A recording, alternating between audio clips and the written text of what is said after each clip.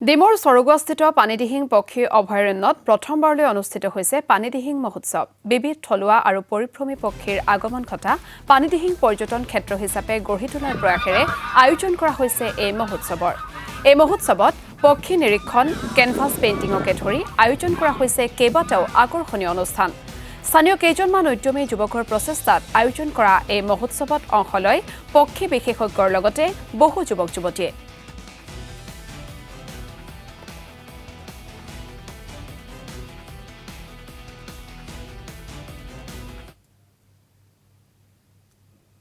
আজি পোনপ্ৰথমবাৰৰ বাবে পানীদিহিং পক্ষী অভয়াৰণ্যৰ কাষত আমি পানীদিহিং ফেষ্টিভেল আয়োজন কৰিছোঁ আৰু এই ফেষ্টিভেলৰ প্ৰথম কাৰ্যসূচী যিটো আমি এটা ৰাখিছিলোঁ বাৰ্ড ৱাটছিং প্ৰগ্ৰেম আৰু এই পক্ষী নিৰীক্ষণ যিটো কাৰ্যসূচী আছে তাত আমি পক্ষী বিশেষজ্ঞ মাতি আনিছিলোঁ আৰু তেখেতে ইতিমধ্যে আপোনালোকে গম পাইছে যে গোটেই দলটো টুৰিষ্ট গাইড আছে, স্থানীয় যুৱক যুৱতী আছে, তেওঁলোকে ইতিমধ্যে পানীদিহিঙৰ পক্ষী নিৰীক্ষণৰ বাবে তেওঁলোক গৈছে আৰু ক'ব লাগিব যে আমি স্থানীয় যুৱক যুৱতী আৰু গাইডসকলক এইকাৰণে ইনভলভ কৰিছোঁ যাতে ভৱিষ্যতে তেওঁলোকে চৰাইখিনিৰ বিষয়ে শিকি আৰু পাছত ইয়াত অহা পৰ্যটকসকলক তেওঁলোকে সেই চৰাইবোৰৰ বাবে চৰাইবোৰ দেখুৱাই এটা ইনকাম চ'ৰ্চ হয়।